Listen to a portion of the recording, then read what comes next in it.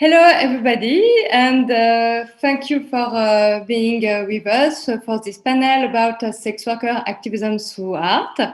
And first of all, I would like to thank ICIRC for this incredible online festival, and it's not easy at all to do a whole festival online, and for the invitation.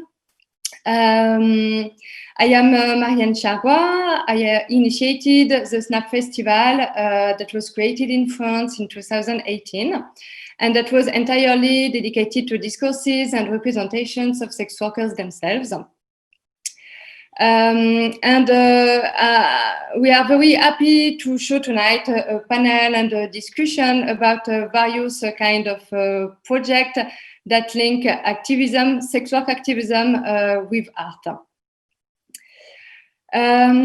Some of the projects that will be talked about tonight are collective projects born in a specific context. Others are individual artistic and activist trajectories. But we'll talk about street art, porn, festivals, performance, photos, rap music, exhibition, and we will welcome Joe Pollux from Berlin, Flavirina from South Africa, Marie and Olga Rozenblum from France, Eva Sanglante from UK, and we'll also have the chance to hear the legendary activist Carol Leigh, aka Scarlet Harlot. And she could not be there today because of the time shift, but we'll screen a video interview we made on Zoom a few days ago. So this is how the session will be structured.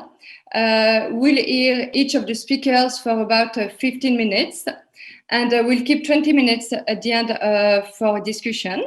So please, if you have any questions to address, you can send them on the chat, and we'll have a look on them after the presentations.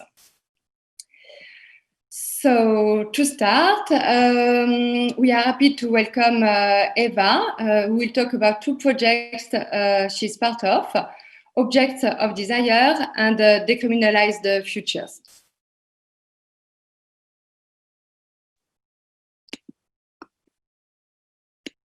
Hi, yeah, I'm Eva. I'm here to talk about Decriminalized Futures, but I'll also talk about Objects of Desire.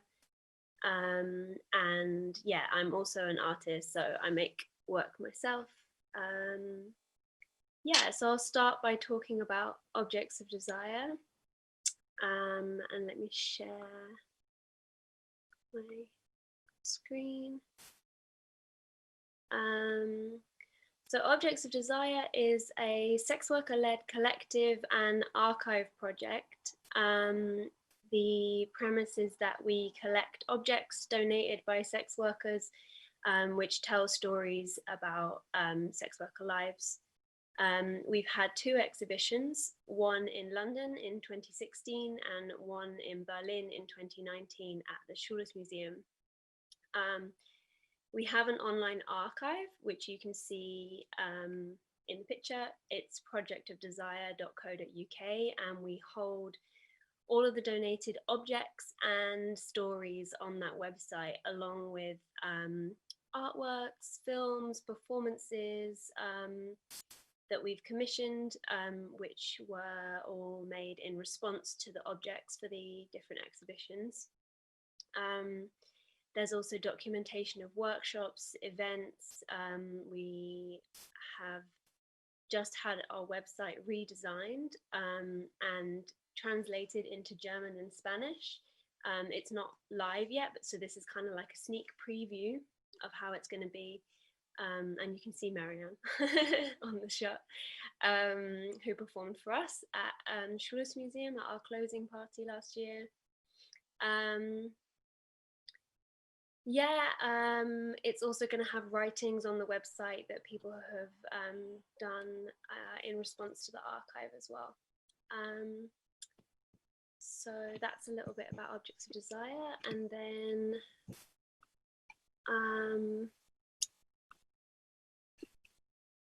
I'm also going to talk about Decriminalized Futures. Decriminalized Futures is a collaborative project using creative tools and popular education to explore sex worker lives and experiences, creating connections with intersecting movements and labour struggles. So we have our website at decriminalizedfutures.org. It's a 4-year project. It's an online archive of activism and everything that's happening throughout the project. We have events. We're having an exhibition at the Institute of Contemporary Art, the ICA, in London next year. We'll then be doing regional workshops, and we're going to have another festival at the end as well. The project was born out of Swarm's Festival of Resistance, which happened in May 2019, was organised by Swarm members, including Elio, who's now the project coordinator of Decriminalized Futures. So that festival in 2019 had panels on queer and trans rights, abolition of police and prisons, migrant sex worker rights, austerity, disability, race and racism, trafficking, digital surveillance, healthcare, the future, like every hot topic across the board. All the panels were recorded and they were then edited and transcribed by Radio Eva, which is an amazing sex worker radio project.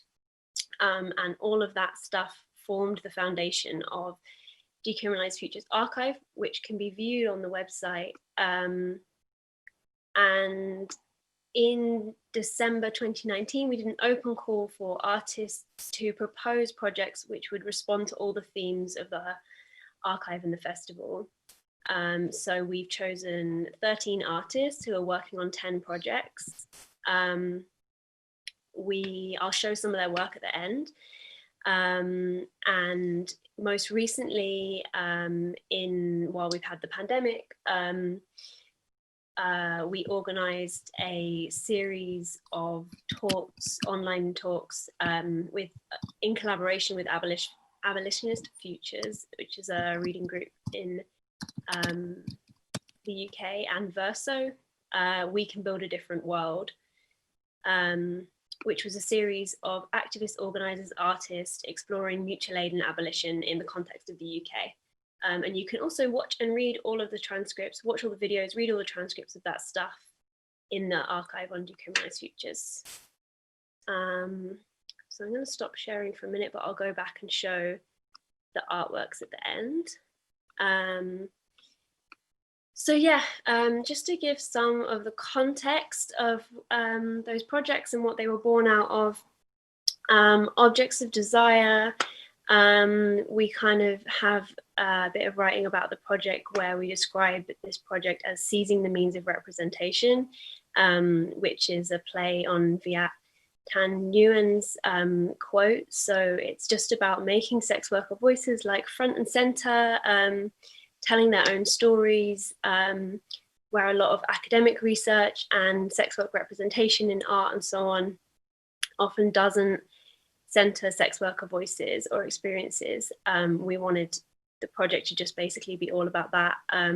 It's playing a little bit on what the archive is and what it means, kind of pushing like having total agency over how your story is told, what you choose to share, what you conceal, what details you play with a little bit, and what you actually want to be known about, well, sex work specifically in this context.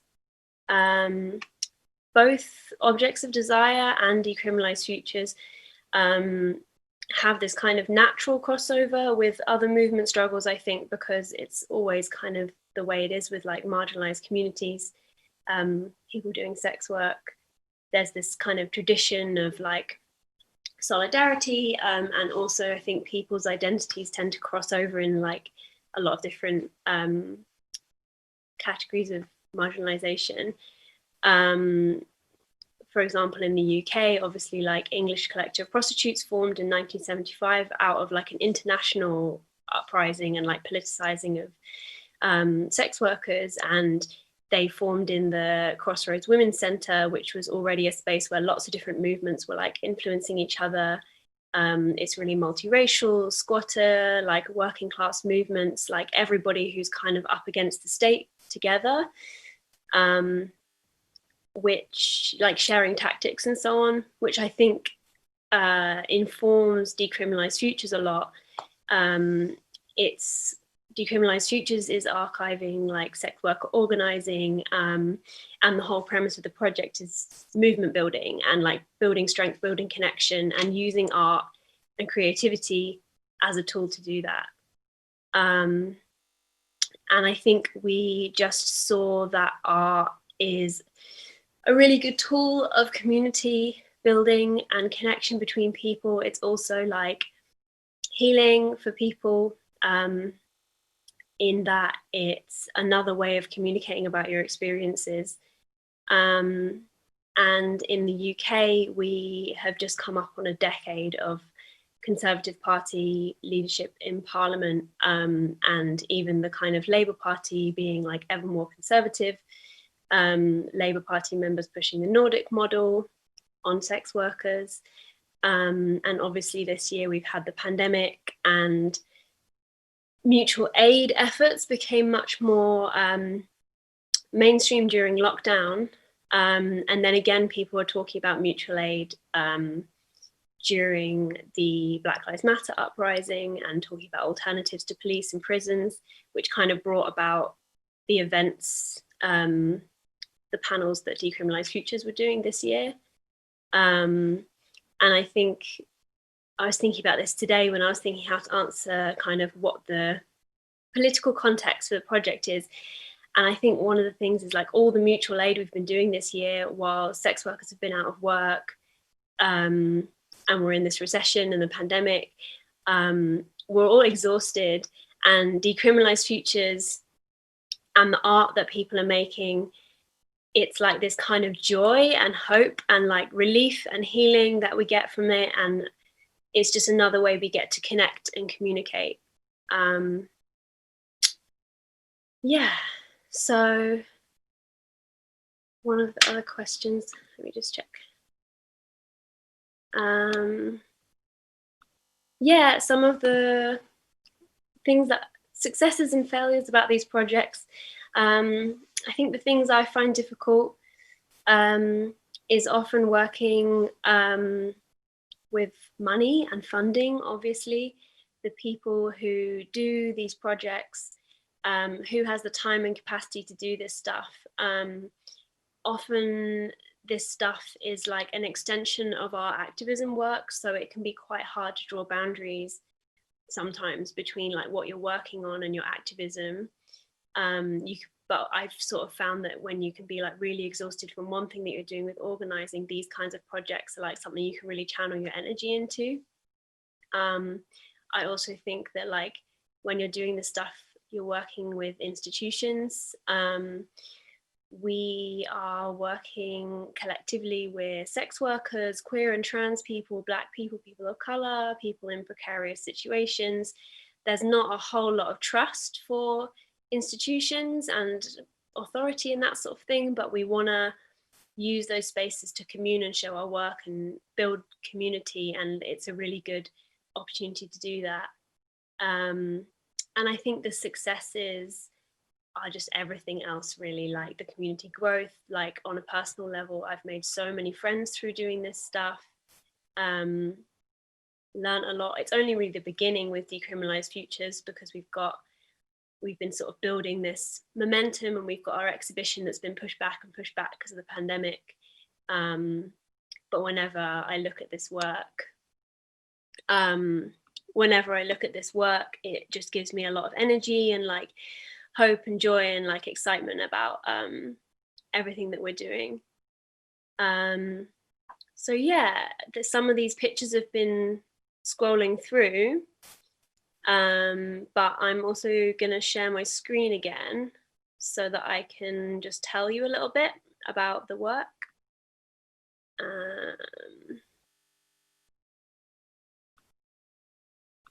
So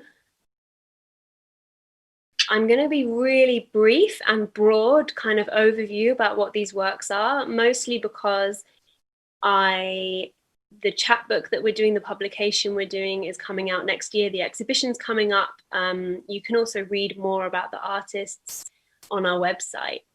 So this is kind of like just a little sneak preview of the work, really. So this is the work by Aisha Mirza.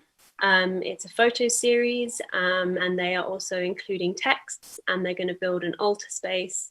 And a lot of the text is about the altar space where their kind of queer, lesbian, like mentally ill dominatrix identities can all come together.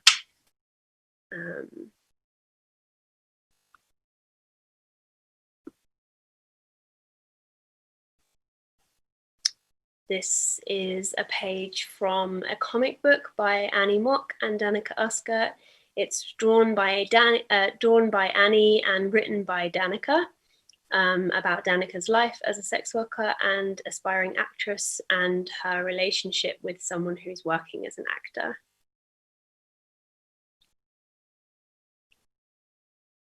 This is work by Stone Dove.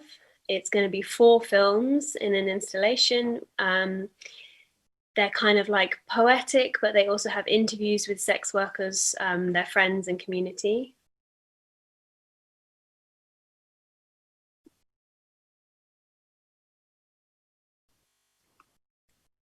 This is a screenshot from a game, a narrative click-through game by Corey Cocktail, following a kind of survival journey through this kind of dystopian world. And this is a point you've got to where you're kind of reading your phone to figure out what you're going to do next.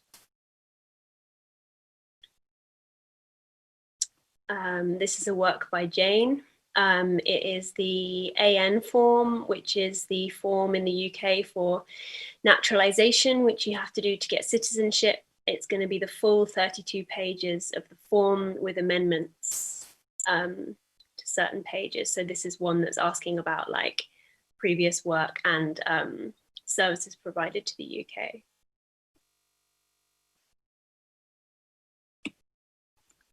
This is one of 3 life-size lino-cut prints by Caleb Brooks. It's like before, during, and after work.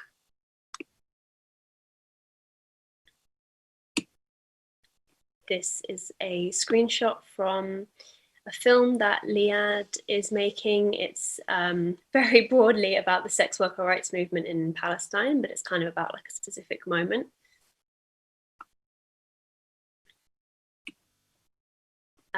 This is a kind of A4 size hand embroidered piece by Hannah Hill.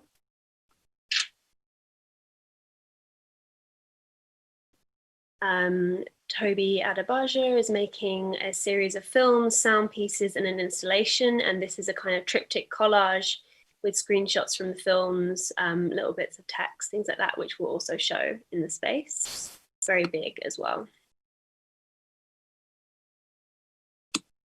And finally, these are some screenshots from a split screen film by Yali Allison and Letizia Miro about sex worker persona and identity.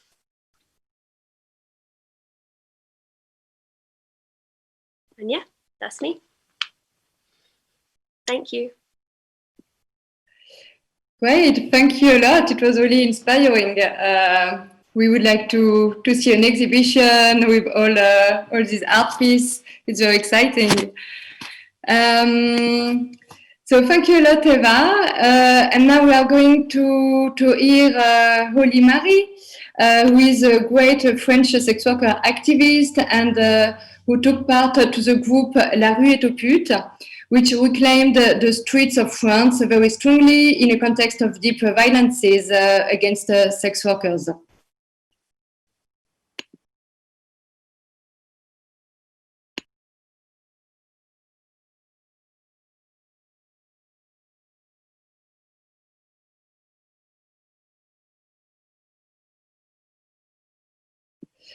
Marie, I think we don't hear you. That with your mic. It's working now? I don't know. It's working? Yeah, now it's working. Yes, sorry about that. Okay, alors, let me check again. Is Laszlo can you hear me so I can tell him when to share the pictures and stuff? Yes, okay. Yes. So thank you. So I wanted to thank everyone for letting me speak. So when we found this collective movement called La Rue est aux putes, we were thinking like there is no feminism without whores, trans people, sex workers, porn performance, cam girls, and our struggle necessarily are anti-capitalist, anti-sexist, anti-ableist, and decolonial. So we have to take the street, occupy the space with letters, painted in white and black on A4 paper, glue, seal, and 2 brushes to raise the awareness of everyone about our claims, rights, violence on the wall of our cities, because we are silenced, forgotten as often, and silenced from the feminist movement, and more globally from all the society. And we decide that this can no longer exist and continue. So this is how the genesis of our movement La Rue est aux putes began. And La Rue est aux putes means the streets belong to the whores.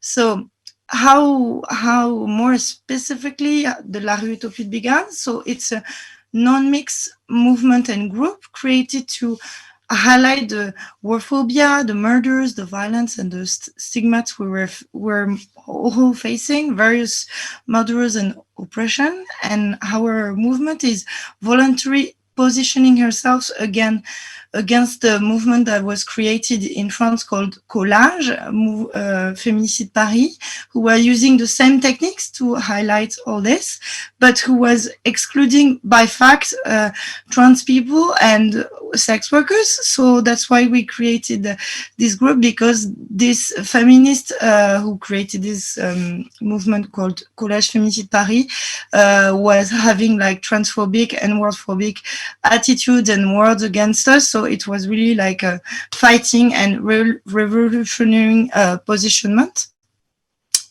Indeed, the original movement, as I told you, were excluding us. So we decided to transform this anger and injustice into a strong message: words refuse to quiet and silence. So let's organize ourselves, take the streets, and there are hours we need to write our story, our anger, by process very simple and very fast and very accessible, because you need paper, paintings, and glue, and that everything is doing in a group. So and the advantage of the collage is that it's not like graffiti, even though I love graffiti and I support this, and it's not like the same impact you have, and it doesn't risk the same risk for like my colleagues, trans migrants, or so like the risk to do the collage is less important, and you don't risk to go to jail or anything like this. So finally, organizing collage in a non-mixed way and occupying the streets is very empowering, but it can also be violent, because we experience like people shouting at us, like spilling at her face, but at the same time it's a way to empower us and have our own voice to explain the way we're dealing with the stigma, what is sex work. And so I wanted to show you through the collage we made that are in French, but I'm gonna go through them and explain to you the messages and what was the idea between them, how all these dynamics were going on. So Laszlo, can you please put the first picture, please? I don't see if it's on or not. So Marianne, can you tell me if it's on? Hello? No, we don't see the pictures for the moment. Okay, so I'm waiting then. So while waiting, I just want to start by saying that my first part will be collage is a way of making visible to the eye of everyone's our rights and violence that we are suffering as a whore. So in May 2020, it was the first evening of La Rue est aux Putes that with some other colleagues, we were in Belleville neighborhood. In Belleville in Paris is one of the main area where there is my colleague from called Le Lotus Bus, and are mainly from Chinese area and Asian kind of part of the area. So we decided to have a first session around there. And it was just after the lockdown. So, okay. Okay, so I feel like the images are not working on Zoom. I don't know. Oh, now. Yes.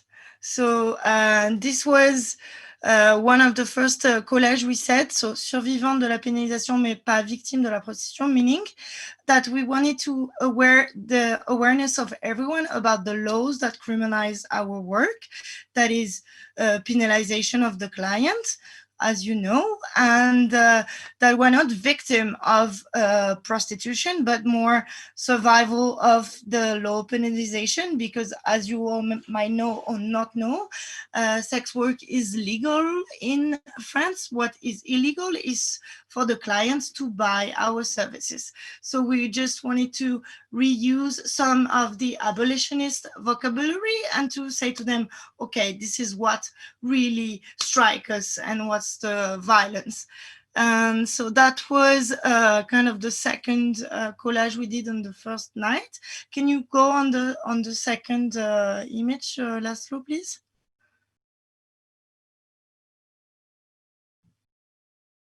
No, there is another one before, you know, the first one, but never mind, it's okay. If it's not coming, the first one was another one, but never mind. So this is another collage that we did too, because one of my first collage was pute est un métier, pas une insulte, meaning sex work is a work and not an insult, because pute in French means whore and it's used as an insult. So we wanted to reverse the stigma. And so this collage and another one that you saw, the next morning was rape and like destroyed and really like erased by radical radical feminists.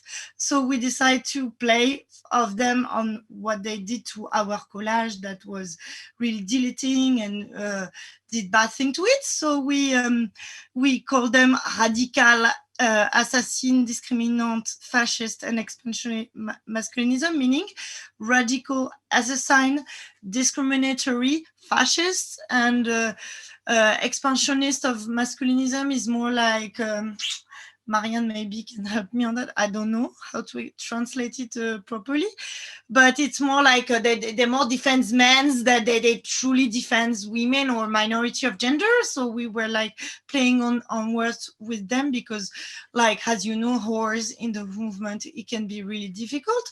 So we wanted our message, like through the collage as well, to fight the movement of feminists, because we fight a lot of transphobia and warphobia right now in France, and also through the public. So our conditions for work, healthcare, and that we need really status to exist in France could be heard by a lot of people. And by this way of putting arts and our rights, it can be heard and seen by everyone.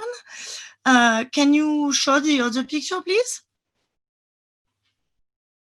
Yes, so this is for mainly in the movement, the feminism movement, to see TERF and SWERF, meaning excluding TERF and sex worker. Can you go to the other one, please?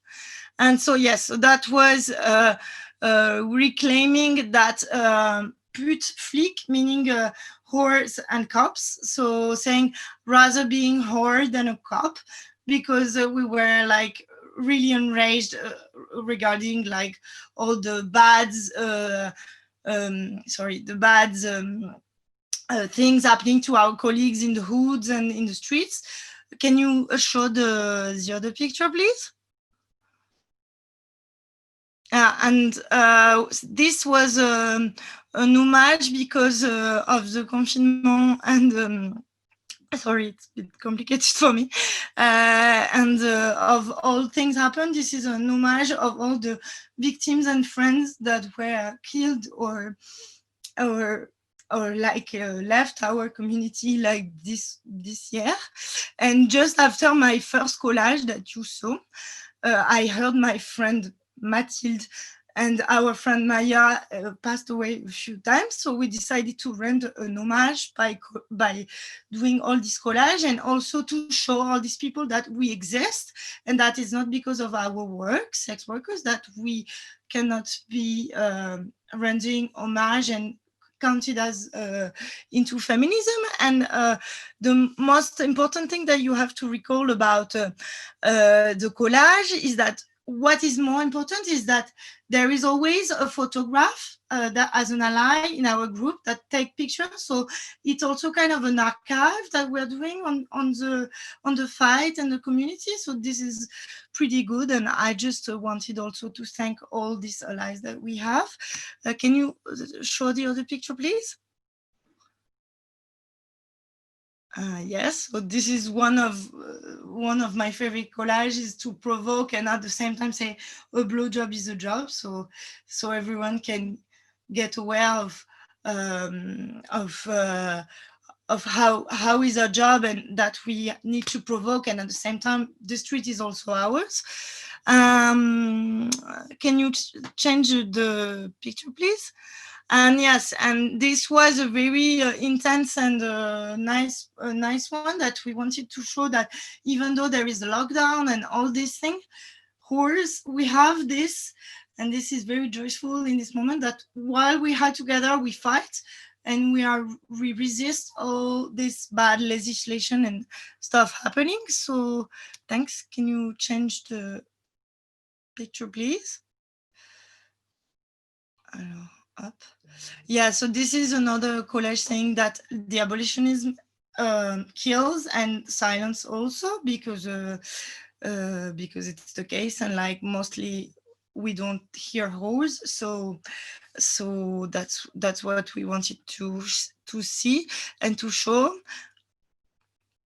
I will continue with the picture later. I just wanted to tell you another story about the collage. After, like during the lockdown and everything in France, we try to aware the consciousness of the public authorities. So we try to ask our ministers to get a budget or something. And Marlène Schiappa, who was the minister in charge at the time, said, no, it's too complicated to help horse. So we did, and I will show you after, a collage saying Marlène Schiappa killing horses. And so we decided to stick all this collage under her house, because to show her that we're here and that she's killing us. And after that, we did like a big thing, and we did like a collaborative art project that I will show you about. It's like a big fresque to render honor to all our colleagues. And I just wanted to finish here that collage is also a nice way to awareness to everyone, but also as colleagues to feel that we belong to a community and that it's strong and that really empower you. So that would be all for me for now. And I want to thank again everyone for this opportunity, and let us talk about La Rue est aux putes. Right, thank you so much, Marie. It was really powerful and very moving to see all that.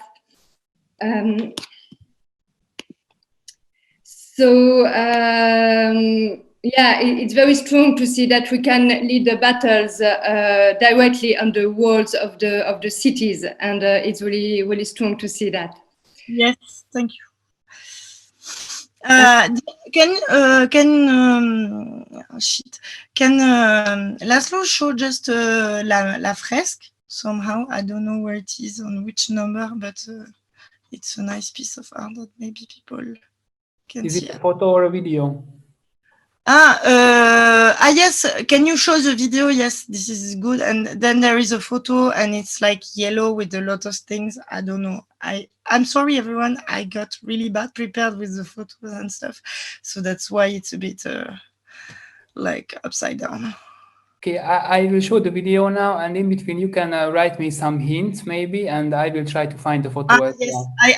I can check on my because La Rue aux Putes, like truly I don't know, we finally find a way to empower whores in the fight and in the community, and we organized like a pride this summer, like after lockdown, and La Rue aux Putes was like in primary heads up, and we successfully empowered to put whores and trans people of color in the head of the défilé and the walk, and it was for me a little kind of a victory, like bit like Stonewall. And the best was like the day after, like this activist who is transphobic and stuff yelled in all newspaper that she was really bad and felt not okay because there was whores everywhere and live a long life to whores everywhere, and that she didn't feel safe. So that was my victory, kind of.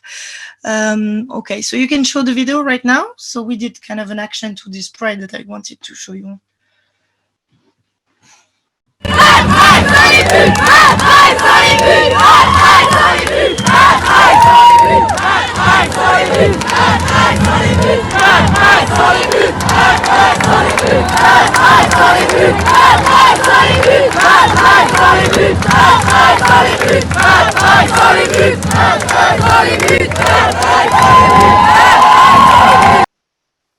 Thank you. And it's image 7, if you could please show it.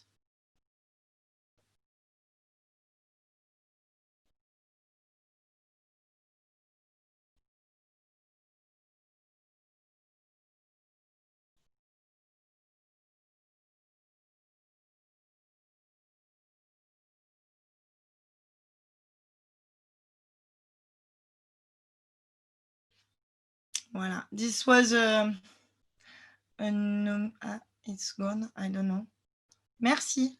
So this was a big homage we did after the death of my colleague Mathilde. And here you can read Warphobia and Transphobia Kills. And here is the homage to our friend Maïa, that is really good, strong activist, rapper, and painter. And then there is like all the colleagues who were killed or died this year. And there was a really huge piece of art with the help of another collectives of graph and stuff. So I just wanted to show you this. So if you want to use a broth and sticks and everywhere, please use it, because you can occupy the streets and it's really powerful.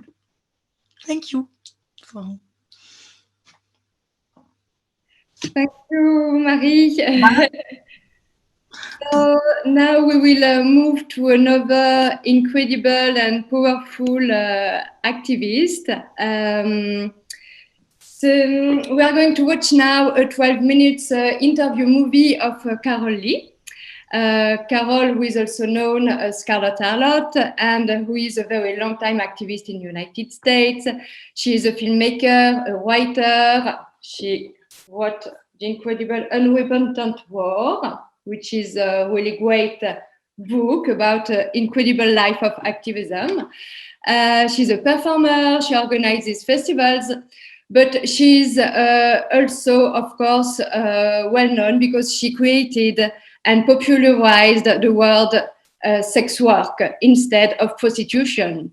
So we can say that we owe a lot in sex worker movements. So I propose that we listen to her.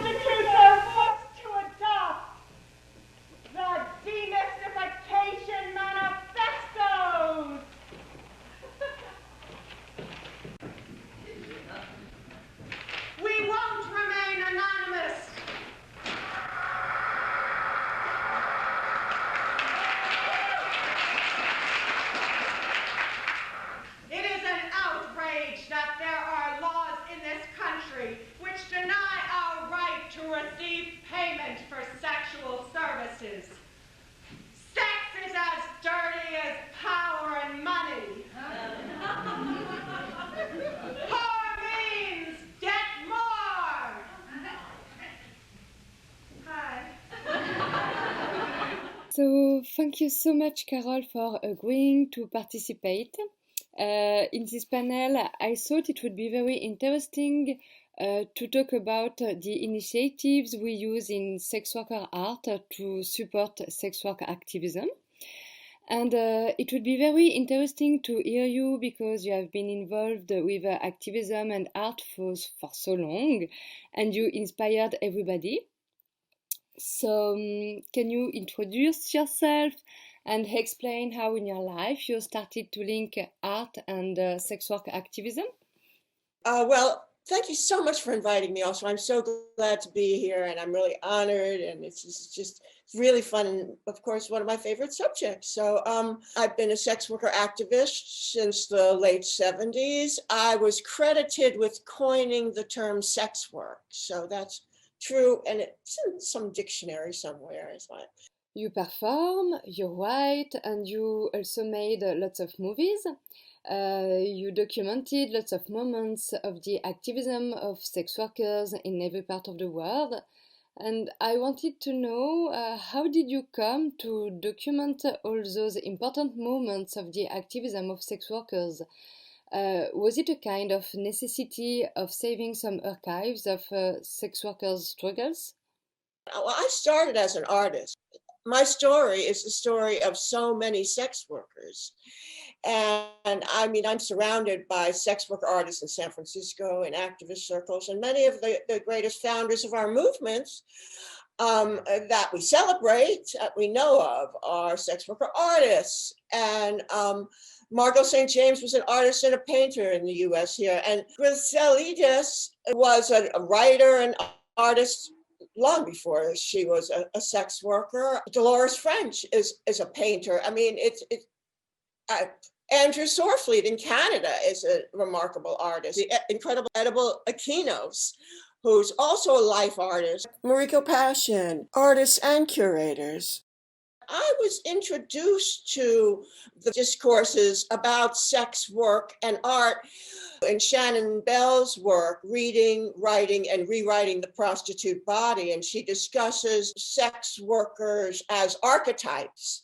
Historically, we're painters and we're writers, and this is sort of a common knowledge. So I think I'm always interested in exploring the links. Griselidis talked about prostitution being an art, a science, and a humanism. As soon as I started, I was just floored by the revelations that I knew were going to be part of prostitution. And I would admire the women who were prostitutes, and I understood I had so much to learn.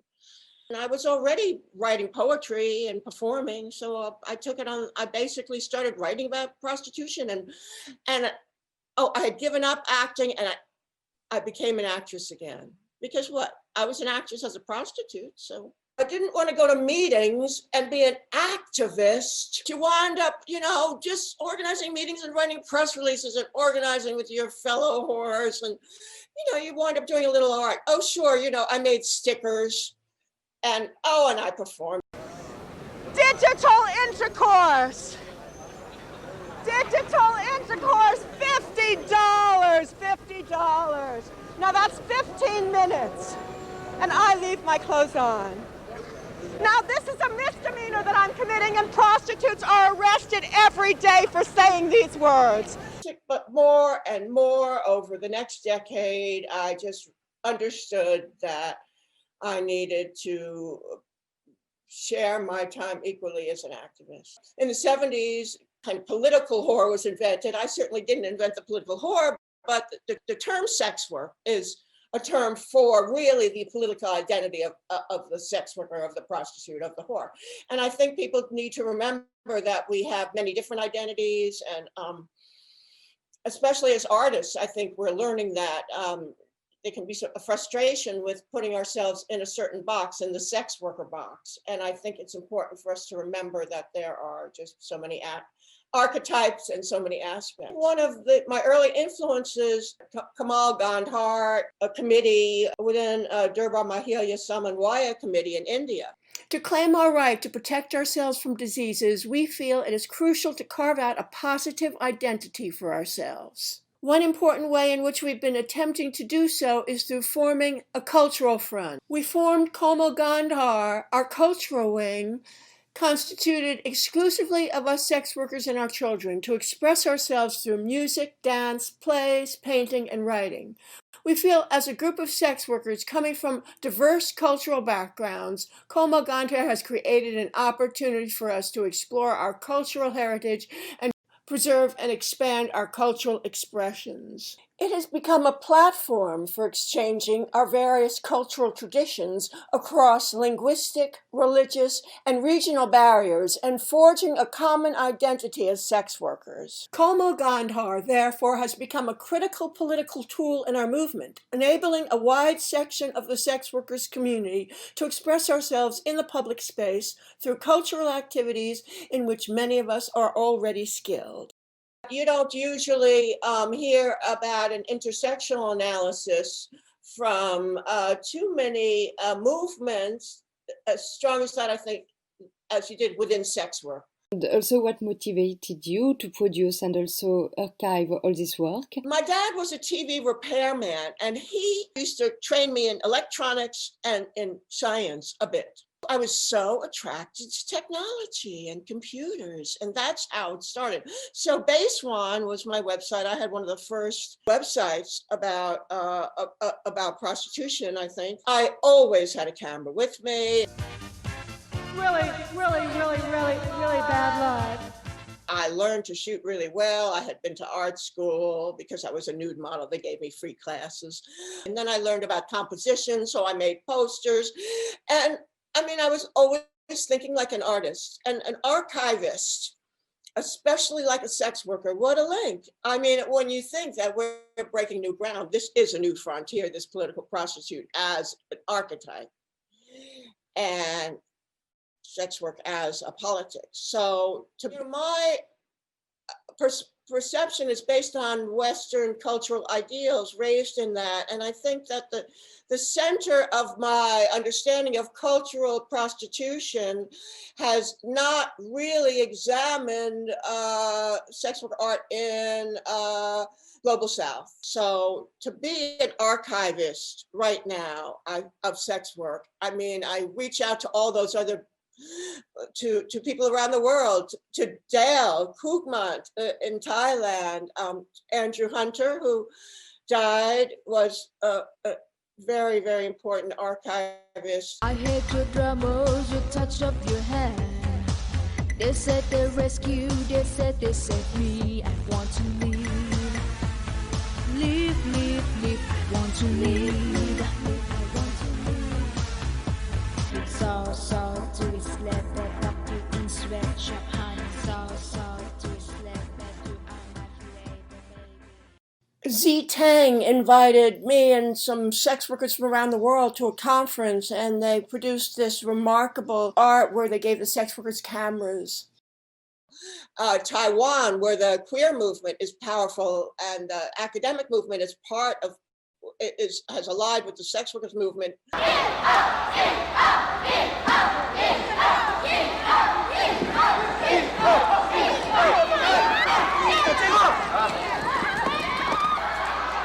Huge concerts in big public squares, very exciting work. And of course, Durbar Mahili Slamanwaya Committee with the Melas, and the center of their work is also cultural. So I think that when I would travel, I would document. And on websites, I documented. Everything for me was about documenting. You know, the reason how I did this, I was on the dole. Somehow I was in a mental institution. I was, that's right, for about 2 weeks. And somehow I'm wound up being on the dole and getting a stipend from the government. And I decided I owed the government my dedication. And so I would work hard all the time because I was, so that's why I had to do prostitution too. I needed to find something that I could do to supplement that. You can't live on being on the dole here. This country's the worst. So I just decided I had to work every minute. And that's how I lived my life. You also created the first San Francisco Sex Worker Festival. Can you talk about this festival? Because I think that a festival dedicated to sex workers, to their own representations, was created, and I think it's really huge. That it shows to the world that sex workers do art, and they even have a festival. How many editions were there? 20 years. The model of the sex worker festivals is film, and then there would be groups about sex worker issues, all kinds of things, political, sometimes helpful around work. We became an anti-racism group, and we had an intersectional mission.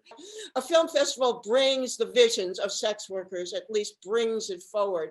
So that was always central. All the sex workers and sex worker activists and artists come here. So we unite together. Stop the wars on the horn. No more rape or incest or abuse. Women are not a possession.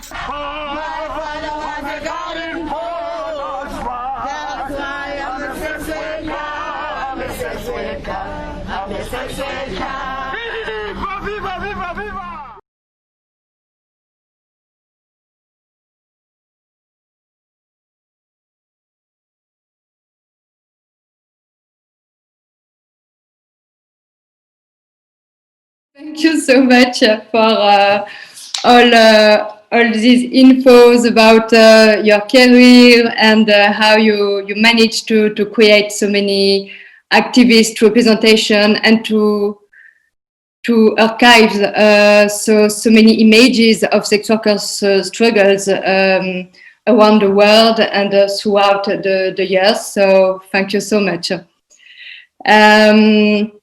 So now our next speaker is Flavirina, who is from the organization Sistaaz, which is an organization of trans sex workers women in Cape Town. And 5 years ago, they collaborated with the photographer Jan Ook and the fashion designer Duran Lantink to create a fashion collection and a photo exhibition called Sistaaz Hood of the Castle. So we are going to hear more about this project now. So welcome, Flavirina.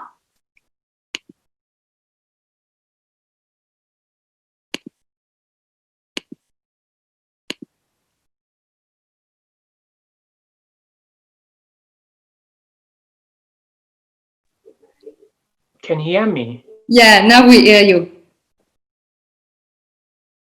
I want to say thank you so much to give me this opportunity. For me, is very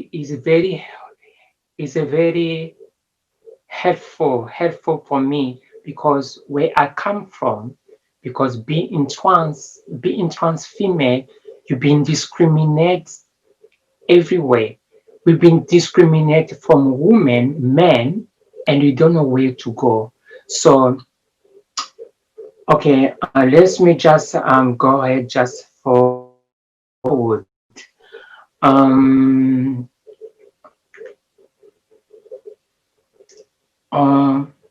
Okay, the first time when you do it, the first time the project, we each doing clothes design. We each had the fabric design or clothes to represent each one. We had the four hours to make a design to represent ourselves. That we had to design and wearing the fabric. That day the clothes, the top 5, I was choosing as one of the top 5 from Sisterhood. They give us program that we would work on each one, had make it up a story about each star we would like to be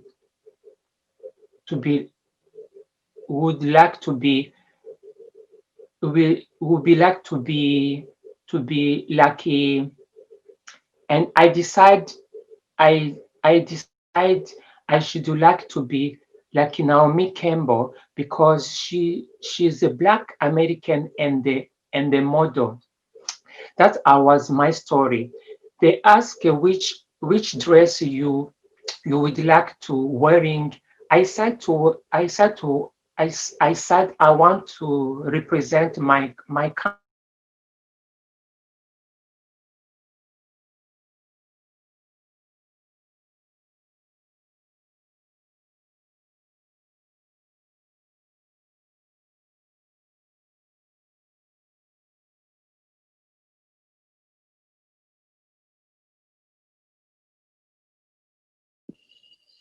Okay, so I think that we have a connection problem. Okay, we'll see if it comes again. We are going to watch some images of the project. Yeah, so these are the fashion project that was made with Flavirina and the members of Sistaaz of the castle. And yeah.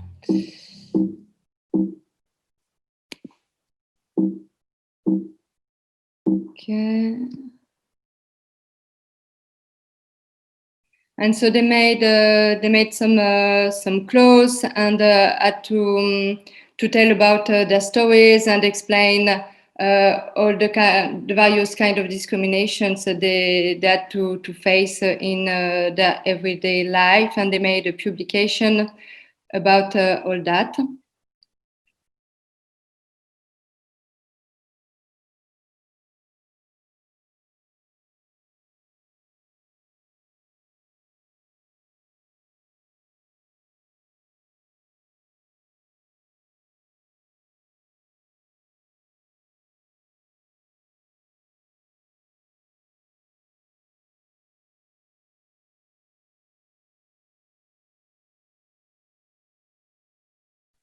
Everyone was wearing design themselves, and Okay, Flavirina, you're there again. We missed you a little. The sound had been cut. So maybe you want to. I showed the pictures of Sistaaz of the castle. So do you want to take again on the part to explain what brings to Sistaaz the collaboration on this fashion project? Was it important for the visibility of Sistaaz? okay.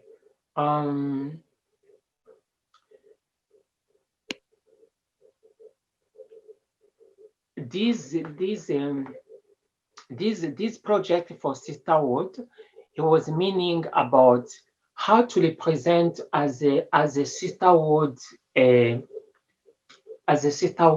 because much the sisterhood, they come from the family rejecting, and the family they rejecting about the sexuality. So they come out and they go to when the family they reject them, they go to stay industry.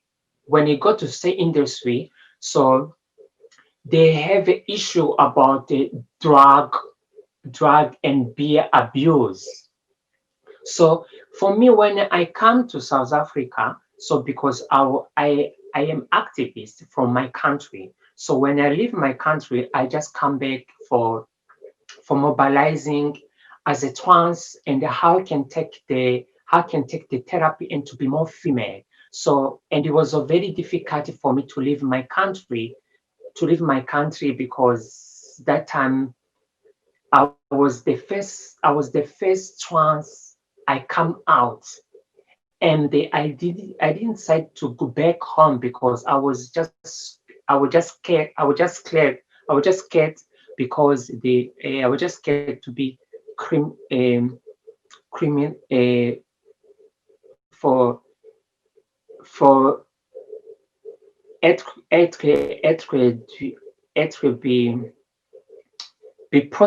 be prosecuted and killed.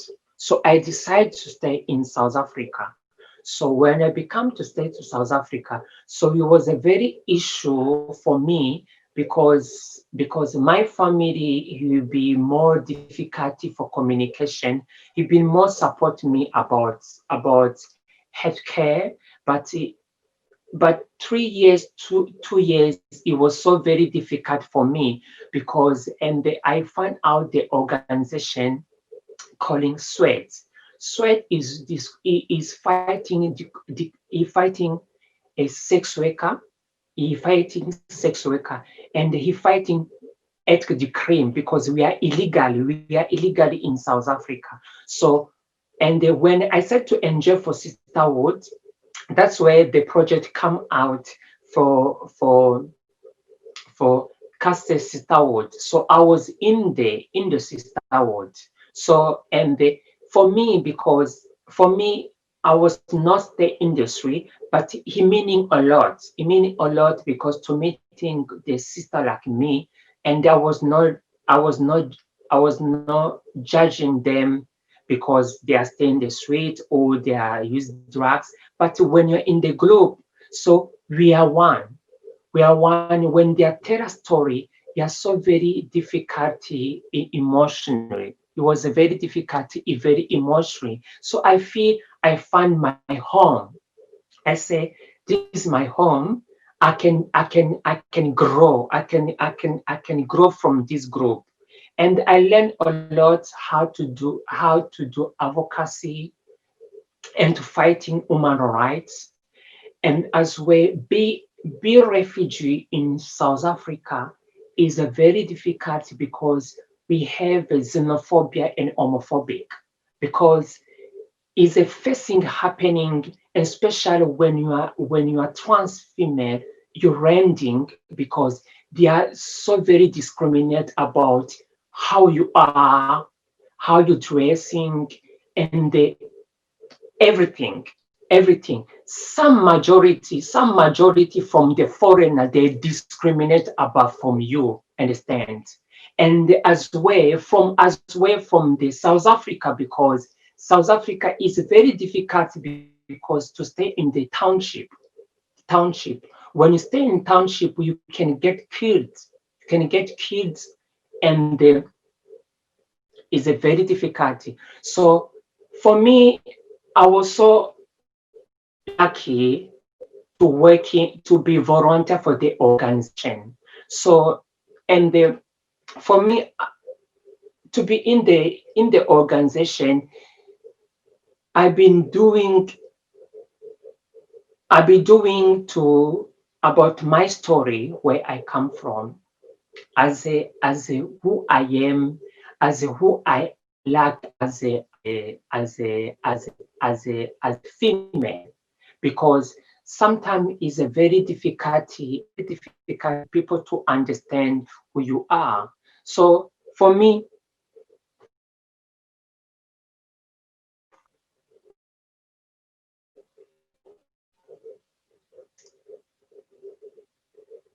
sorry, for me, it was a very helpful to be involved about sisterhood. And after that, I started to come out to other organization. It was other trying project. They support about trans female how to take therapy hormones, and as well from the refugee LGBT community, as who I am, and to how to struggle about the papers, other refugee LGBT community struggle. But for me, he was a very impressed to represent about my story, be in trans, sisterhood, and after that, so we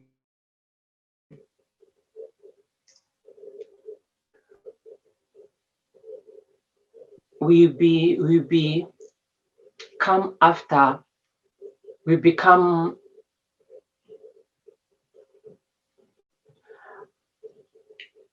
I read the day I was the party that I want to to to to direct about mobilizing sex worker in the streets, and all the price of the service, and I said I was not willing to answer those questions. I have learning my rights from sweat about how I'm not to be discriminate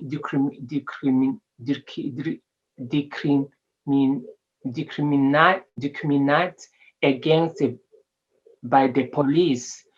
They want a way again, and the promises to come back to have a week to make another design of story. Another week we represent and design and the story. When I had finally they left, they come back again after the 6 months. They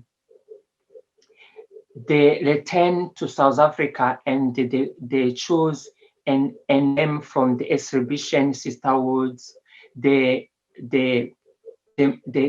casted.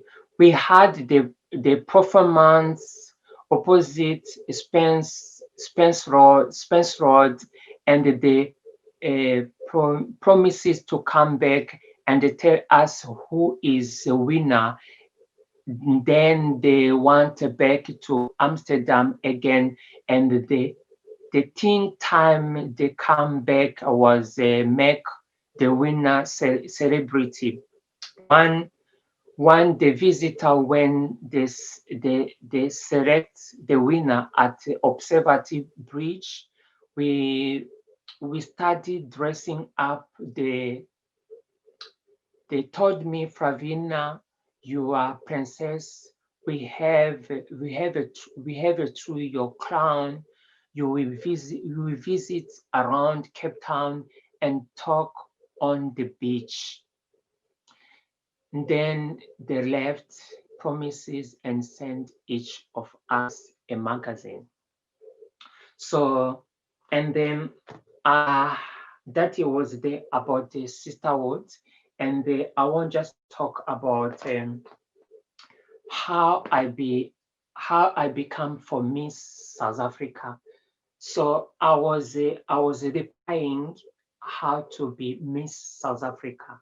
So when I replied to be Miss South Africa, it was not easy. When I was in lockdown, when it was in lockdown, it was so very difficult as a sex worker, because in South Africa, because in lockdown, we stay in at house. Only you allow to come out when you go to buy in the shop. And as a sex worker, the working in the street, it was a very difficulty. But for me, it was not working out industry, because I was working as a waitress in the guest house. So I was working indoors. Only just I was working online. Only I was working online. But from other sisterhoods and the sex workers, they are working industry. So they have to go to a registration from the police and to know which sport you have to work in. And then they have to registration. Each time when you go, they know your name is in the list. So for me, it was a very easy to work in indoors, because when I represent as a trans, when I work online, it was a very easy for me, because for my clients, it was very easy how to conversation and and ask you how your rates and what the service you offer. Understand? So it was a very easy, and we talk about the price and we talk about the venue. Understand? So for me, and after that, I get a chance to do photo shooting in the lockdown. When I get the photo shooting in the lockdown, so he was a very impressed for me. When I'm in lockdown, I get do photo shooting because some in lockdown, some people they don't have a more activist. So for me, it was a very easy for me to work indoors. So and after that, when I applied to to apply for Miss South Africa, they fill the form, I do all those things, and when I done, and they said to me I qualify. So they say to me I have to send about the pictures and the video, and after that they're gonna make a link about us. So for me, but for me, when I put for my status, when I put my status and say I'm from Burundi, I'm 39 years old. My passion is a fashion style modeling, human rights activist. I am a volunteer ambassador from Trans Riga in Africa. I grew up in Burundi, a beautiful family with 5 children in the house, and everything was okay. My dad and my mom loved me as a child. When I was 4 years old, I I used to love to wearing my mom high heels when I was 11 years old. I started to feel my feeling more strong, and I feel that I was more female. In my country, people are not familiar with my LGBT community. When I grew, my family was mixed Muslim and Christian. My father was Muslim and my mom was a Christian. As a confused about where I should to pray, I choose to go. I choose to go with my father, be Muslim. And when I was 18, this become so difficult. It become difficult because Muslim you don't accept for you to be trans or gay or lesbian. So when they find out, sometimes your family can kick you out, and you don't have a home, food, education anymore. So you feel like you are lonely in life. This makes some people stay in the closet. But for me, because I grow with a family who understand who I am. When I grow up, I told them I am feeling more female. So when I finished my high school, I founded organization LGBT people, and I started to work there as a volunteer activist. And they send me different country. That was how I grow. I got a chance to come to South Africa. And when I come here, I decided not to go back because my country was not safe. And I was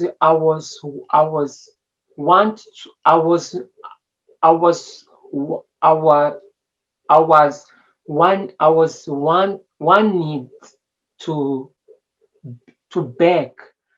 I I was afraid to kill and persecute. So I decided to stay in South Africa. I found life was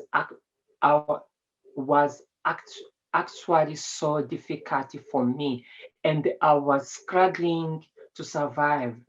There was so much discrimination against me because of my gender, and there was a lot of homophobia, and I was also struggling with the language. I started to be volunteer with organization to be education and advocacy work as a trans woman. I decided to make to challenge to be fully who I am, and I started to take hormones, and from there my life became much better.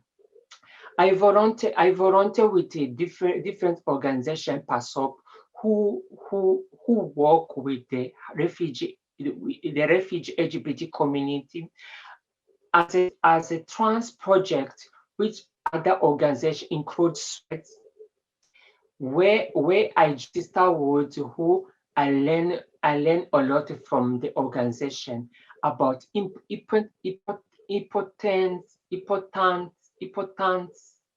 of telling your story. I learned a lot from other trans women's story about many of us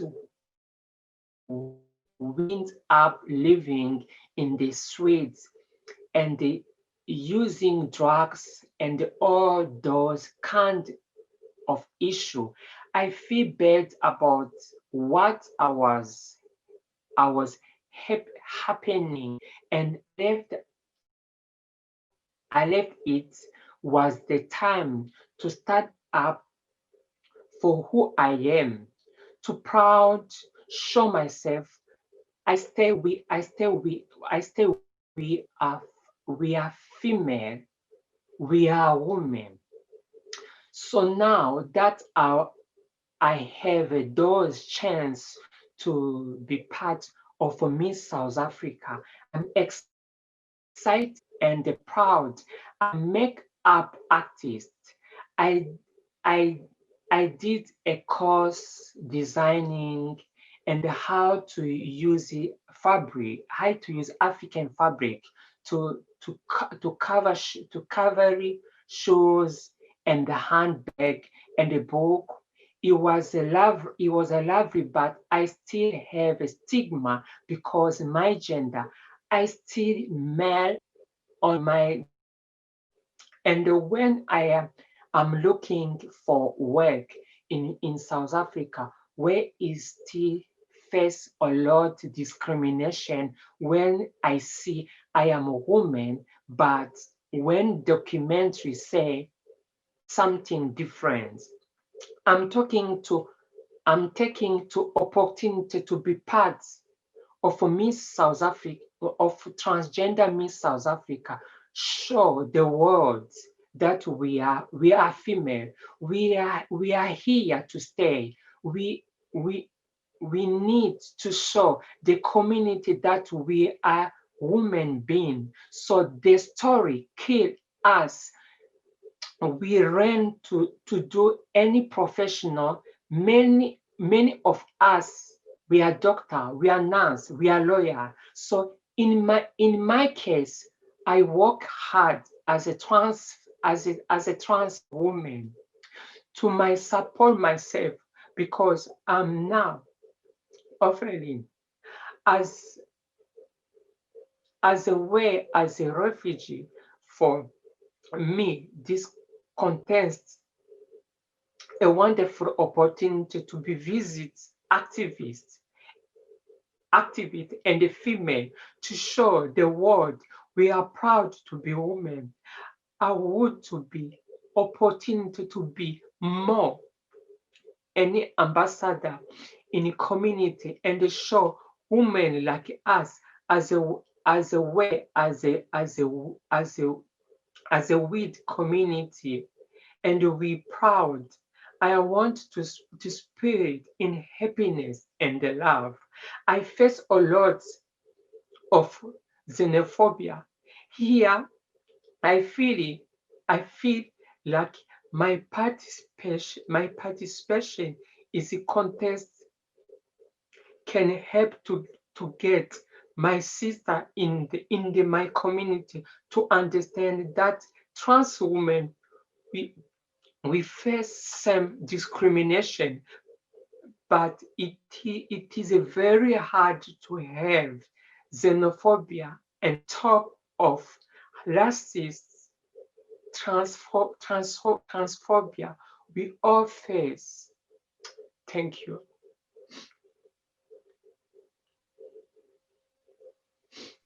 Thank you. Thank you so much, Flavirina, for your story and your testimony. And it's very strong and very powerful to see how you use this contest in your story to repair yourself and to find some empowerment. And really, thank you so much, because it's so precious what you share with us. So, and I don't know if you see it in the chat, but so many people send you so many love and arts, and really you're amazing. You're really great. Thank you so much.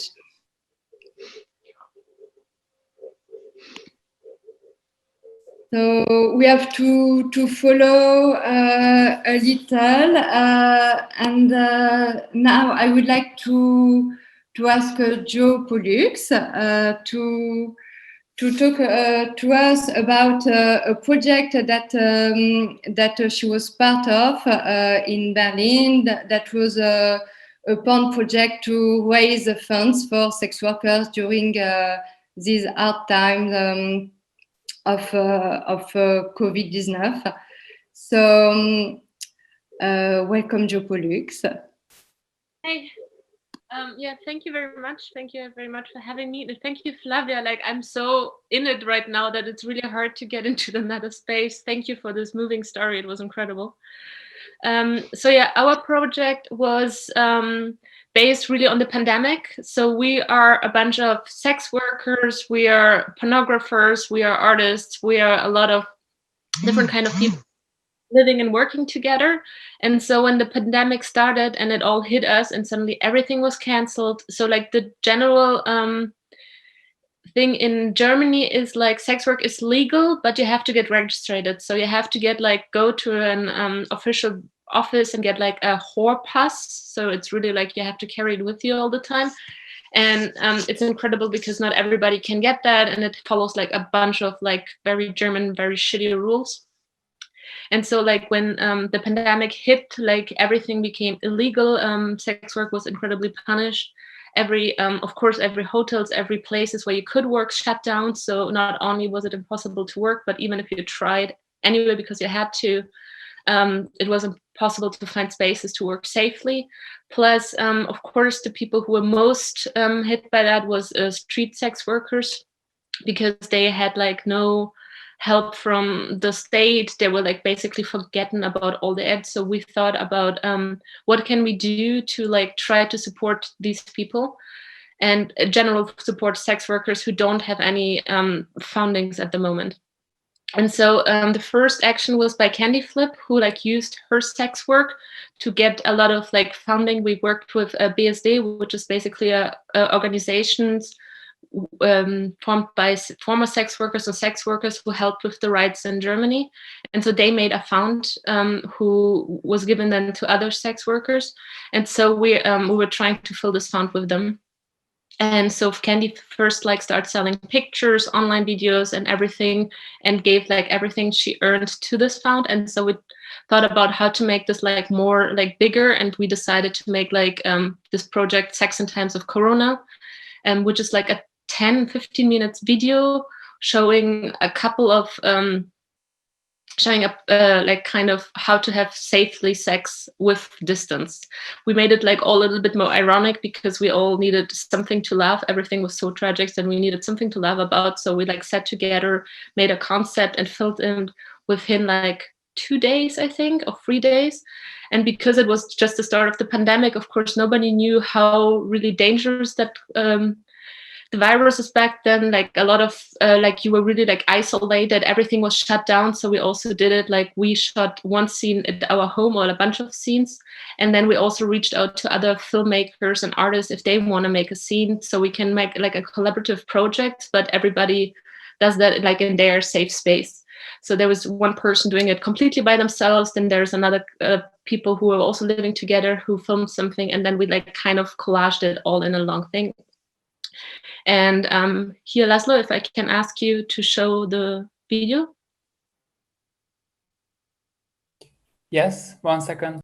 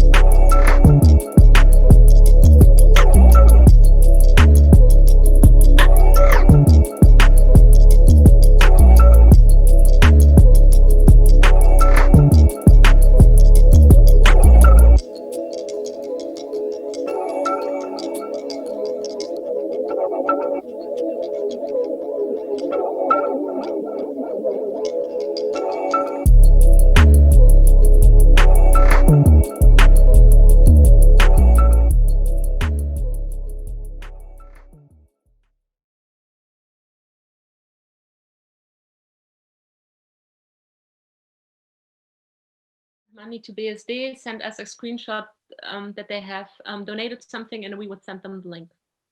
And yeah, we could collect like over 8,000 euros for sex workers, which was pretty cool. And also still now, people are still donating, and it's all still going into the fund, and it's still going on. So we were kind of happy that we could use our resources to get some money together. And especially because, of course, even after the lockdown, everything started to reopen, a part of course, brothels and other sex workers. And then it was also like first, even brothels, just BDSM could open, and every other kind of prostitution was still illegal. It was crazy. And politicians used the term super spreaders for sex workers, that they were like the most dangerous, and also used the situation to kind of make the legal position harder to yeah. And so it was like during the lockdown, it was a whole fight. Luckily we got back, but now during the second lockdown, of course, everything is forbidden again. So it's starting just all over. So yeah, I'm gonna post this in the chat, so if anybody is interested to get the full movie, and this is how you get there. And so yeah, and also I would ask Laszlo to play the trailer, please. So that's the second video. Are you suffering from increased sexual arousal? There's no need to be celibate these days.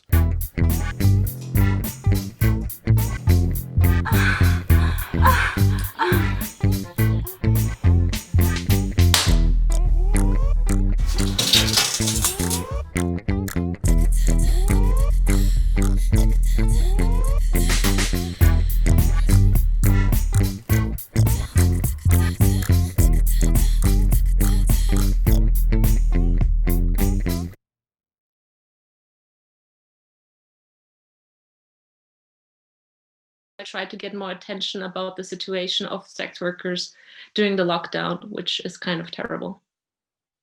So yeah, thank you. Thank you so much, Joe. And of course, you can also find lots of information on the website of ICIRC about the situation of sex workers in Europe during the pandemic. Yeah, so just have a look and to know more about that. And to finish this panel, it was very important for us to make a tribute to our friend and great artist, Maïa Izzo-Foulquier, aka Zelda Vainine, who tragically passed away 1 year ago. So we are going to talk about her heart and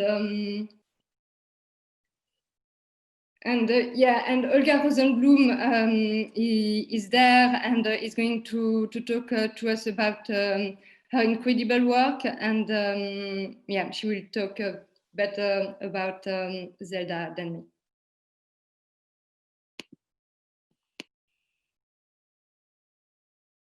Hi, can we play the sound file Lecture Aurelia? Thank you.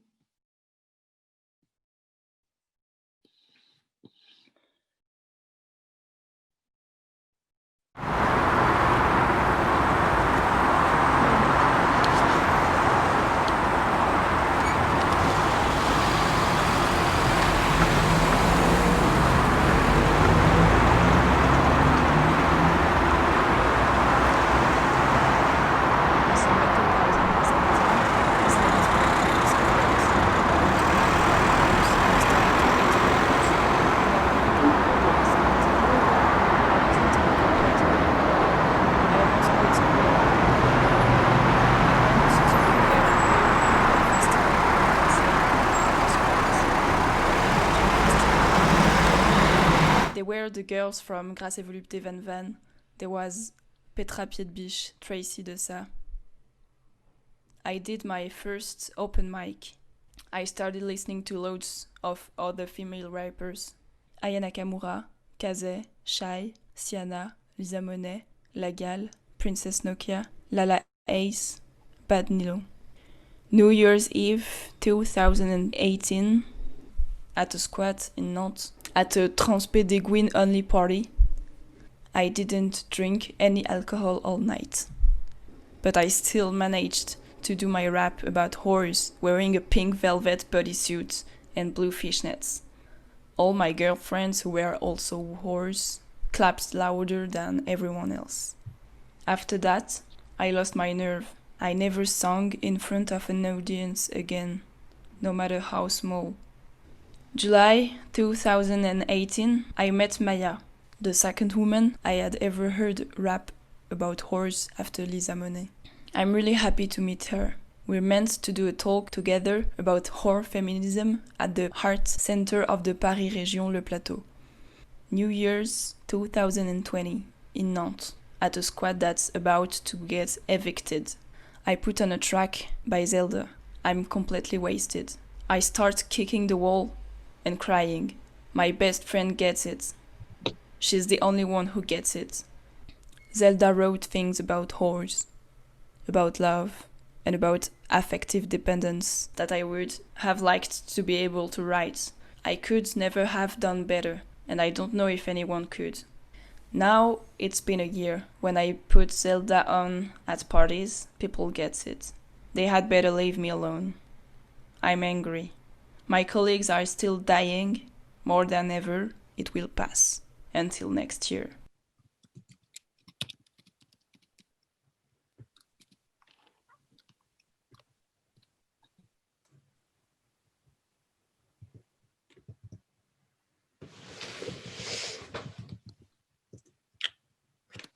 Laszlo, that is the video? No. No? It's should I play it? I can try to play the video, yes. No, it's it's the SoundCloud playlist.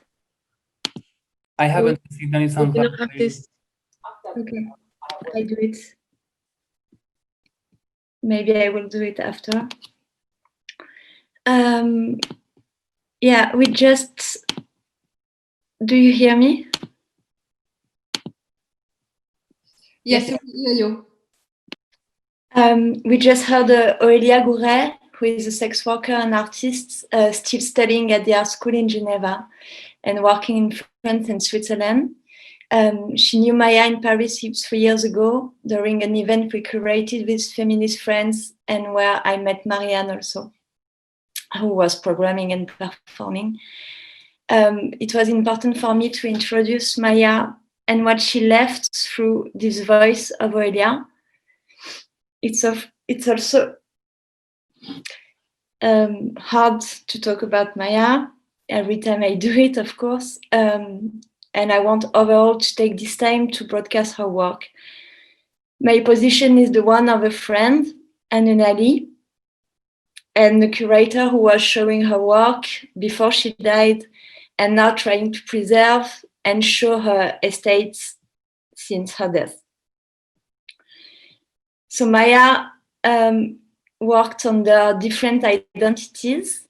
She was Maïa, Zelda, Thelma, and she was using multiplied strategies, text, image, music, in order to produce a really personal and moving critique of patriarchy, of institutions, of norms.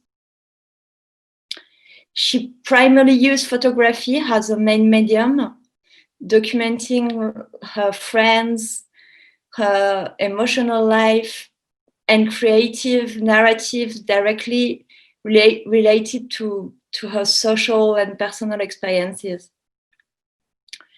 She was telling about these structures. My books, photographs, videos, collage, and texts are visual devices. They are my evidences. They report experiences in which representation is primarily envisioned as an action, a performance. She was then engaged as an artist into all her work was engaged into a feminist critique of male dominance in each strategy she was using, which led her to literally use herself physically too, through auto-representation, and primarily envisioned as an action, as a performance. And she engaged also in the defense of sex worker rights. She wrote her biography as follows. Maïa has been a sex worker since 2015.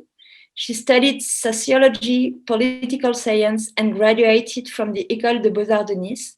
She is a spokesperson for the Strass, a member of the collective Artwork Connection. Caring for the pleasure of others, she does her best. So this autobiography, you can find it on the website Ma Lumière Rouge, a blog created by Thierry Schaffhauser. And at that point in her life, Thelma Hell appeared, a new identity of Maïa, an activist and incisive writer and chronicler, and it took a fundamental space in the work of Maïa. It was her as a sex worker in her life, an activist, a co-organizer of Snap Festival with Marianne, and the writer invited by Thierry on the blog Ma Lumière Rouge. We can watch now the extract of a video of Maïa which addresses these multiple identities pretty well, which is called Curriculum Vitae, Pute Peintre.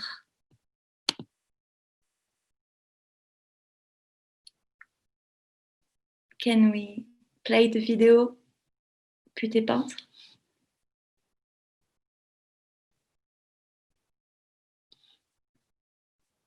Can you tell me the number of the video, please? It's 4.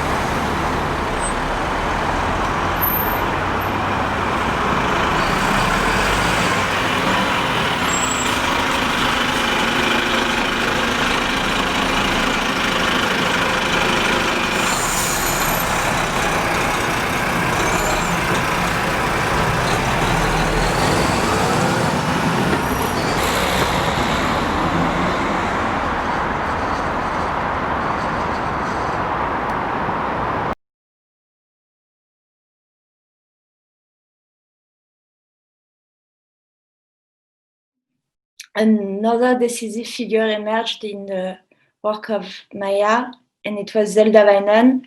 Zelda Weinen is a feminist rap icon, singer, and producer. She is rapping texts, highly political, and performing gigs wearing a wedding dress that we will see a bit after. And this rap act, the video, the lyrics, the musical, led her to address complex questions surrounding the perception of her racial, gender, and cultural identity. And it was really a way for her to address it like in a frontal way. So I'm just quoting her. In her last text in 2019, she writes, "At the beginning, there is luxury and there is poverty. Poverty, in one of its most elitist forms, means being a graduate of several schools and yet having no place whatsoever on the job market. Luxury means the luxury of choice, the ability to choose, basically, between working in the kitchen of a McDonald's, sitting in the cash register of a department store, dealing drugs, or turning tricks. Having tried all this once, I quickly made my choice. Tricking allows me to be self-employed, to choose my hours, my rates, and my conditions. And because it has historically developed around the struggles of workers and feminists, to situate myself politically. I started off alone and isolated. It's at this point that you are most vulnerable on the sex market.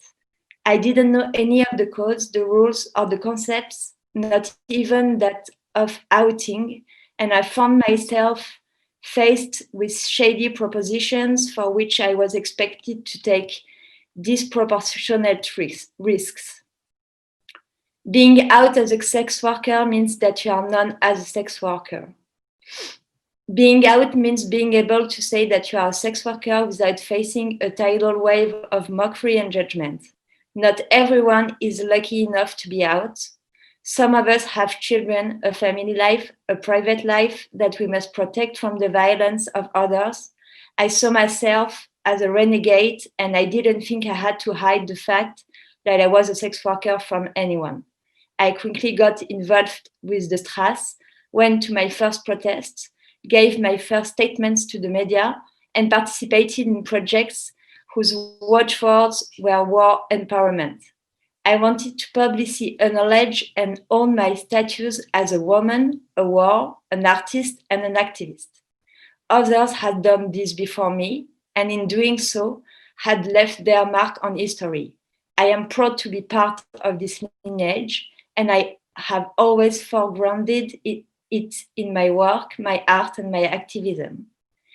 My life changed the day that I picked up a microphone and started to make music. I started out singing, but quickly shifted to rap. And so I began rapping as I had begun tracking, alone, isolated, with no experience and no idea of the concepts and the codes of the milieu. Supportive listeners advised me to share my work with so-and-so, told me I had to meet such and such, but the pro-war discourse in my text was always a problem. I just put on a track of Zelda Weinen that I love really much.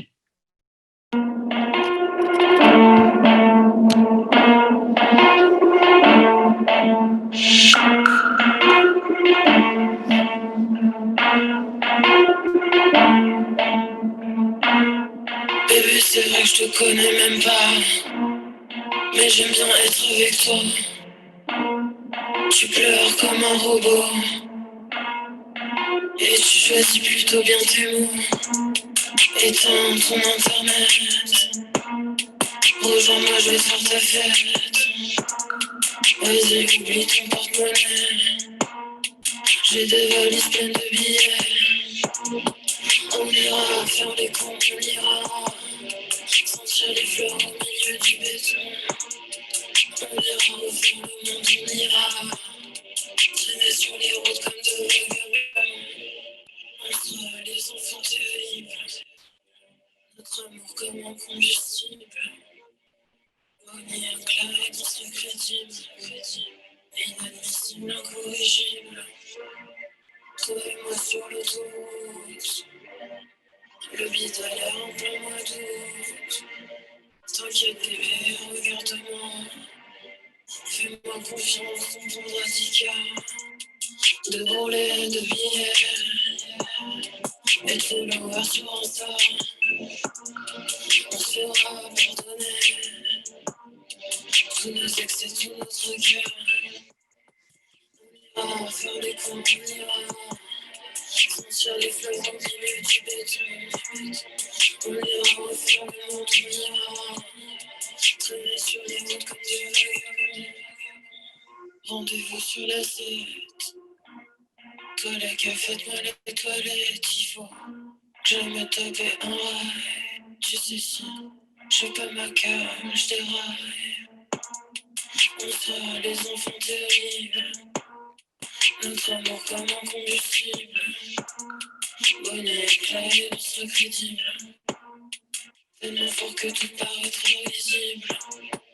Appuie sur l'accélérateur. Bébé, moi j'ai pas peur. Si t'es content, moi je suis bien. Je t'ai perdu il y a très longtemps.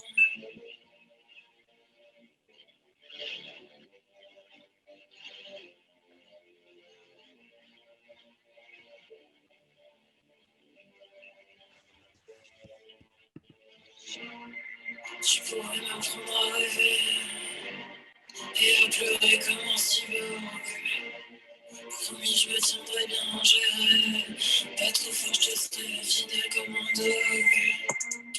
Donne-moi ta main, je te montrerai ce que c'est le goût de la liberté. Quand des images, on peut s'aimer. Les sandwichs sur mon bracelet. On ira faire les comptes, on ira sentir les fleurs au milieu du béton. On ira refaire le monde, on ira traîner sur les routes comme des vagabonds.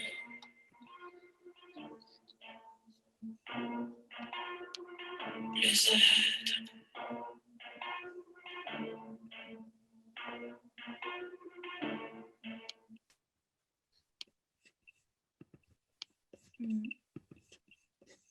I have to hurry a bit, maybe, Marianne. I wanted to show you another video clip she was editing before she died of another track, which is called La Douleur. And maybe we can watch, but a bit less than we thought. Can we play the video clip 5, La Douleur? Yes. Thank you. T'as pas compris, j'ai pas le temps. Billet, fais-moi de l'air. Parfait, fais-moi plaisir. Va-t'en, va-t'en. Trop beau. Regarde-moi bien dans les yeux. Regarde-moi bien dans les yeux. Franchement, est-ce que j'ai une gueule à faire mes adieux? Non, non, je vais commencer. J'ai besoin de force. Arrête de t'envelopper sur moi comme une écorce. Parfait. Laisse-moi me défoncer un peu. Y'a dans l'excès, j'arrive à t'oublier. Coupé. T'as pas compris. Pas le temps.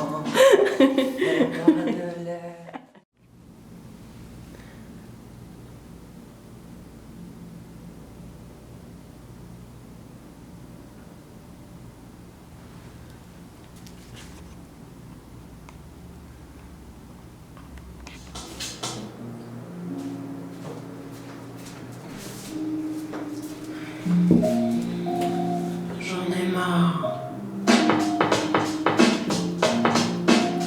J'en ai marre de la douleur. Je la connais tellement.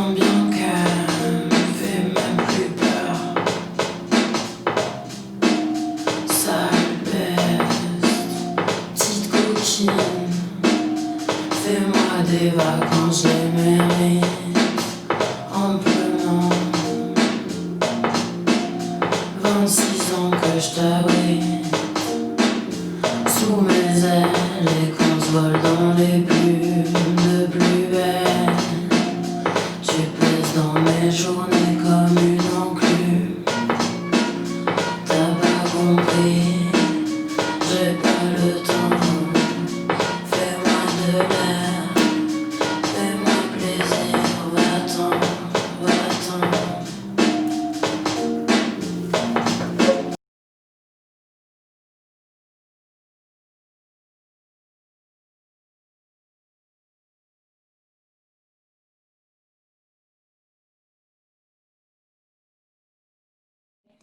Who is also really staging in another way the multiplicity of identities. I wanted to quote Thierry Schaffhauser, who said a text at the funeral of Maïa that ends like that. She knew that activism wasn't just a question of protest and petitions. She knew that it meant building a movement, a community of like-minded people, class consciousness, and therefore taking care of others. The best activists know this, and Maïa knew.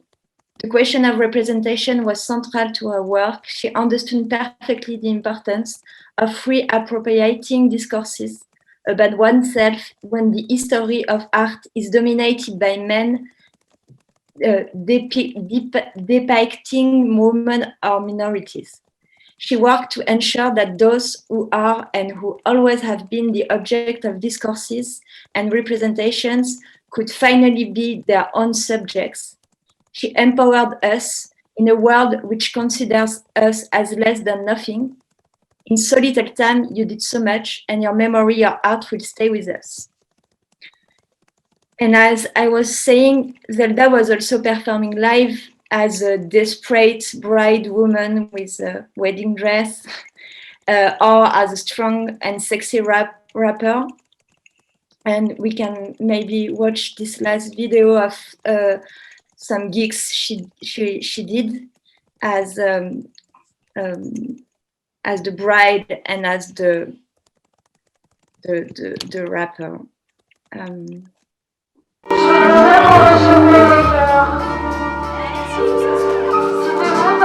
Moi j'ai l'énergie de l'heure. Je veux t'accompagner dans tes projets. Rends-toi. Moi je suis pour l'égalité entre les femmes et les hommes. Et pour qu'on laisse les plus tranquilles. Pour leur payer même une retraite parce qu'elles cotisent. Elles payent des impôts. Moi je suis prête à aider tous les gens que j'aime. Même ceux que je connais pas.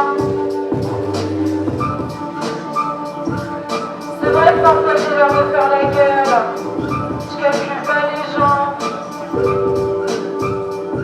Mais c'est que je suis dans mes pensées. C'est vrai que parfois je suis rude. Un peu trop exigeante. Mais bon, on s'en fout de ça. Non? Ce qui compte c'est d'être loyal. Solide. Je suis pété comme le cul d'une allumette. Je mets son coup, bébé, j'en ai rien à foutre. Je veux voir ta bite couler comme le Titanic en été. Tu crois que je suis une michto? Mec, je suis un cachalot. Je te montre mon boule, c'est ballot. Tu t'es jeté cachalot. Je suis déjà mort, c'est bête. Tu peux pas m'assassiner. Frappe à ma porte, sors ma lingette pour te démaquiller. Tu t'es trompé, salope, bébé. Tu t'es trompé, salope, bébé. Tu t'es trompé, salope, bébé. Tu t'es trompé, salope, bébé. J'ai la haine, je crois même que je deviens lesbienne. Je vais pas me ranger pour pleurer 3 fois par semaine. Bébé, sois pas jaloux. Je suis trop badour des ivrognes. Je suis pas sable, sans pas debout. C'est pas sympa de me mettre en rogne comme un serpent. Je vais sévir sur tes tympans. Je vais m'immiscer partout dans ton emploi du temps. We have to finish now. I just put a link to hear Decriminalized that I wanted to play also today. which is just a track for decriminalization of sex work. And now I just want to quote last part of the text of Maïa. She was cash, she was fucking incisive and precise. She loved and was loved by a lot around her, and she was bringing pleasure to her activism through humor and wonderful laughs that we all remember. And her rap and text were to change the world through this humor and through this precise speakness. And she says, now at least things are clear. I fuck for work or because I want to. Apologize to the numerous boys who have asked to go home, sometimes late at night or early in the morning, simply because I prefer to sleep alone in my bed, and who looked at me in amazement or insistence, convinced that I was making a bad joke by refusing to give myself to them. No, monsieur, I don't owe you a thing. I won't sleep with you just to console your fucking pride or just for your pleasure, even if you're nice, even if you're cute.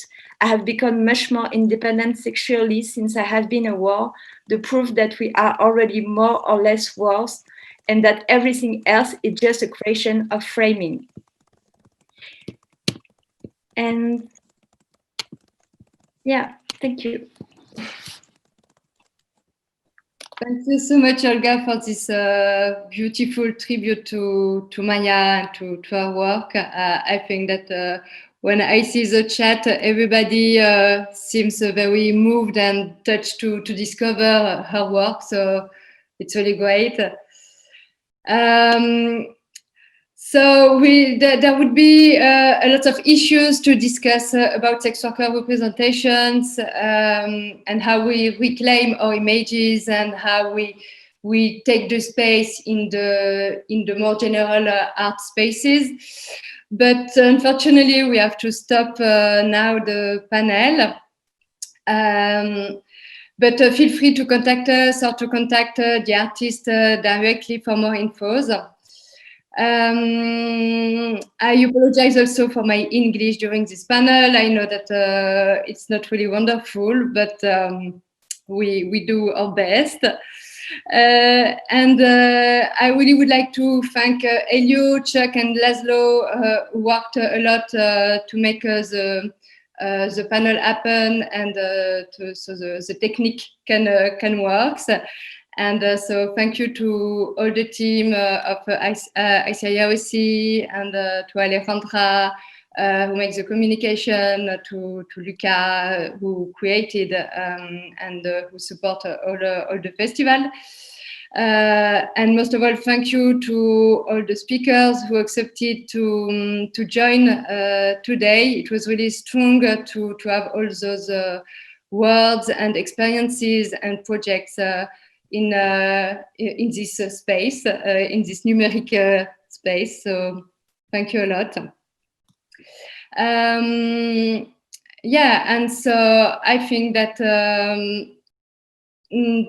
together and with all those projects, we claim the idea that sex workers are ingenious and have the power to reclaim the space and the right to live and to be proudly visible. So let's continue, and thank you everybody for this panel.